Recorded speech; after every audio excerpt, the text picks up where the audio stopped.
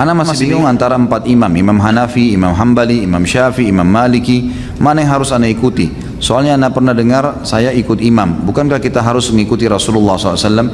Sebenarnya 4 orang ini yang sudah diakui oleh ahli sunnah wal jamaah bahwasanya mereka imam-imam madhab yang boleh diikutin, karena keempatnya ini menggunakan dalil Al-Quran dan sunnah. Sekarang di muka bumi ini yang wilayah-wilayah memang subhanallah kayak terpetakan sendiri gitu. Teman-teman di Afrika rata-rata madhabnya Malikiyah, Imam Malik. Teman-teman di Turki dan Eropa Hanafiyah. Teman-teman di Timur Tengah Hanabila, Imam Ahmad. Teman-teman di Asia Tenggara Syafi'iyah, gitu kan? Nah, bagaimana kita harus bersikap? Kita bersikap sebagai penuntut ilmu karena sekarang fasilitas sudah sangat luar biasa ya. Buku-buku mereka bisa kita baca semua. 4 madhab ini kita bisa baca.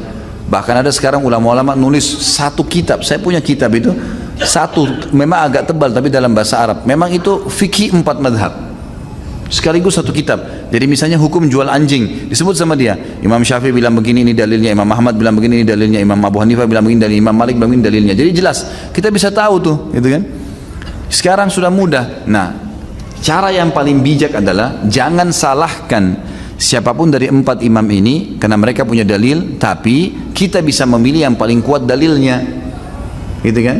Jadi misal dalam hukum A misalnya kita temukan Syafi'iyah yang lebih kuat dalilnya, kita terima madhab Syafi'i, kita pakai karena dalilnya lebih kuat, gitu kan, tanpa menyalahkan madhab. Tapi di sisi lain misalnya ada madhab Hanabila lebih kuat dalilnya, kita ikutin dalam masalah itu. Jadi permasalah, tapi kita berputar di 4 madhab ini yang disepakati oleh para ulama ahli sunnah wal jamaah. Allahu alam.